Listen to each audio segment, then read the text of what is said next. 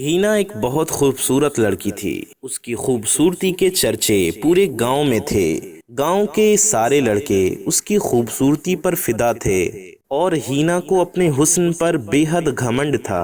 वो बेपर्दा होकर गांव की गलियों में घूमा करती और गांव के लड़के गंदी नजर से उसे देखा करते, जिस पर वो बहुत खुश होती और खुद की खूबसूरती पर तकब्बुर करती। हीना की माँ एक बहुत ही नेक औरत थी। वो हीना को बहुत समझाती कि बेटी, बेपर्दा होना बेहद गलत है। बेटी, बेपर्दा होना बहुत बड़ा गुनाह है और ये बेहद गलत काम है। तुम बाज आ जाओ, सुधर जाओ, अल्लाह का खौफ करो। लेकिन हीना अपनी माँ की एक ना सुनती। शाम होने के बाद भी वो घर से घूमने निकल जाया करती थी। गांव वाले हीना के बारे में बातें करते कि कितनी बेहया लड़की है, इसकी आदतें कितनी खराब हैं, लेकिन हीना को इससे कोई फर्क नहीं पड़ता। एक दिन शाम को हीना अपने घर से निकली, बेपर्दा हालत में, सर पर दुपट्टा तक नहीं था और वो घूमते हुए एक सुनसान जगह पर पहुंच गई। हीना अंधेरे में चल ही रही थी कि उसे अपने पीछे एक सनसनाहट सी महसूस हुई। उसने झट से पीछे देखा तो पीछे कोई नहीं था। फिर उसकी दूसरी तरफ उसे सनसनाहट महसूस हुई। उसने उधर देखकर कहा कि कौन है, लेकिन उधर भी कोई नहीं था। हीना के अब पसीने छूटने लगे थे। उसने जोर से कहा, देखो, तुम में से जो कोई भी है सामने आ जाओ, ये बेहद गंदा मजाक है। लेकिन उसके सामने कोई नहीं आया। थोड़ी ही देर बाद हीना को अपने कंधे भारी महसूस होने लगे और थोड़ी ही देर में वो बेहोश होकर जमीन पर गिर गई। रात भर हीना के घर वाले, उसके माँ बाप उसका इंतजार करते रहे कि ना जाने ये लड़की कहाँ चली गई है, ना जाने किसके साथ है, कहाँ है, किस हाल में है। सुबह हुई तो गांव वालों ने हीना को उसी जगह पर बेहोश पड़े देखा तो उन लोगों ने उसके घर वालों को खबर की। सभी लोगों ने उसे उठाकर घर ले आए।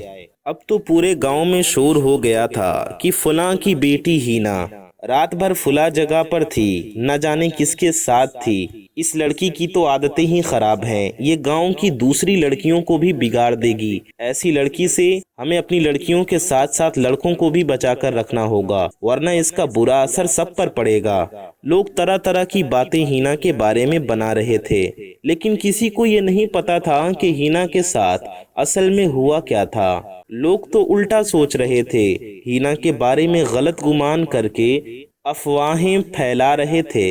लेकिन हीना के साथ दरअसल कुछ अलग ही मामला था। रात में हीना अपने कमरे में सोई हुई थी, तभी उसे ऐसा लगा कि उसके सीने पर कोई बैठा हुआ है। उसने अपनी आंखें खोली तो जोर से चीखें मारी।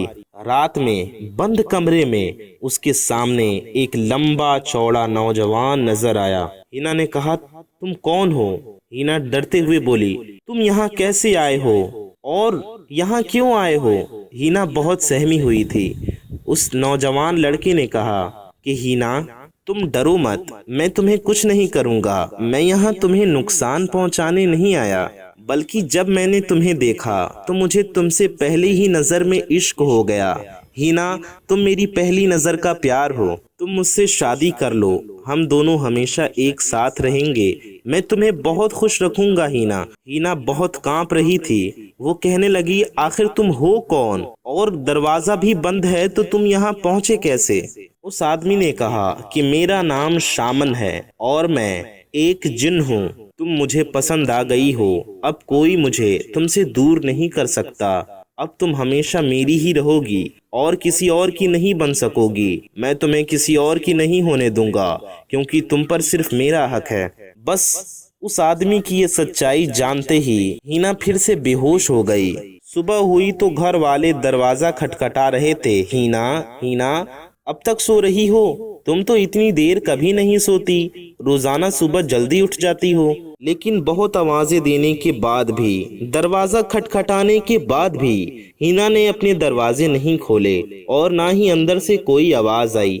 इस पर घर वाले बेहद घबरा गए और उन लोगों ने झटके से दरवाजा तोड़ दिया और अंदर दाखिल हो गए। उन्होंने क्या देखा कि हीना अपने बिस्तर पर सोई हुई है।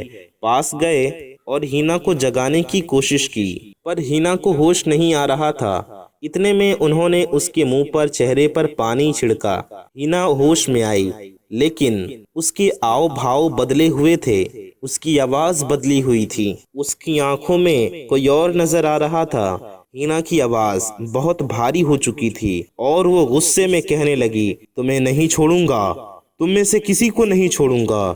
हिना सिर्फ मेरी है, अगर इसे बचाना चाहते हो, अगर तुम बचना चाहते हो तो इससे मेरी शादी करा दो। मैं हिना से मोहब्बत करता हूँ, मैं इसे अपने साथ ले जाऊंगा। घर वाले बहुत घबरा गए और वो समझ गए कि हिना के ऊपर कोई बदरूह मुसल्लत हो गई है, हिना के ऊपर किसी जिन का साया आ चुका है। इतने में हिना ने तोड़ फोड़ मचाना शुरू कर दिया, अपने कमरे से सामान को इधर उधर फेंकना शुरू कर दिया। घर वालों ने उसे रोकना चाहा तो सबको उठाकर पटक दिया। सभी हैरान थे कि इस लड़की में इतनी ताकत कहाँ से आ गई।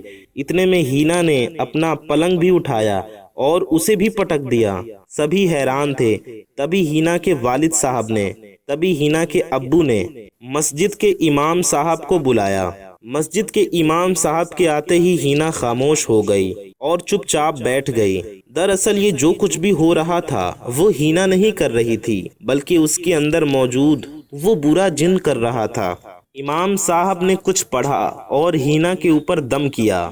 इमाम साहब के फूंक मारते ही हिना ने चीख मारी और कहने लगी, मुझे छोड़ दो, मुझे छोड़ दो, मुझे मत मारो, मुझे मत जलाओ, मुझे दर्द हो रहा है, मैं जल रहा हूँ। इमाम साहब ने कहा, बता कौन है तू और इस लड़की के ऊपर कैसे आया, इसके पीछे क्यों पड़ा है। तो हिना के अंदर मौजूद वो जिन कहने लगा, मेरा नाम शामन है, मैं फुला सुनसान जगह पर रहता हूँ, रात में मैं वहाँ टहलने निकलता हूँ। ये लड़की भी कल रात उसी जगह बेपर्दा घूमने निकली थी और ये मुझे पसंद आ गई। मैं इस पर आशिक हो गया, मैं इसका आशिक हूँ, ये मेरी महबूबा है, मैं इसे छोड़कर नहीं जाना चाहता। इतने में इमाम साहब ने एक और फूंक मारी तो वो जिन और चीखने लगा और कहने लगा, मुझे छोड़ दो, मुझे छोड़ दो, मैं दोबारा कभी नहीं आऊंगा, मैं इस लड़की को छोड़कर चला जाऊंगा। इमाम साहब के एक और फूंक मारते ही वो जिन हिना का शरीर छोड़कर चला गया और हिना जमीन पर बेहोश होकर गिर गई। इमाम साहब ने पानी पर कुछ पढ़कर फूंक मारा और हिना के ऊपर छिड़का और उसे पिलाया। हिना होश में आ गई। उसका पूरा शरीर टूटा हुआ कमजोर सा महसूस हो रहा था और उसकी तबीयत नासाज हो चुकी थी, लेकिन हिना पहले से ठीक थी। उसके भारी कंधे भी हल्के हो चुके थे और वो बहुत हल्का महसूस हो रही थी।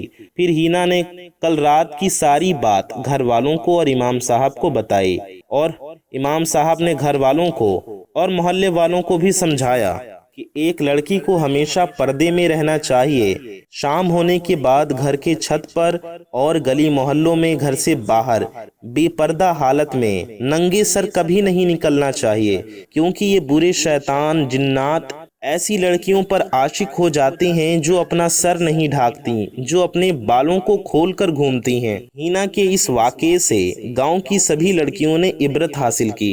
हिना के घर वालों ने अल्लाह का शुक्र अदा किया कि हिना ठीक हो गई। अब हिना को भी अपनी गलतियों का एहसास था।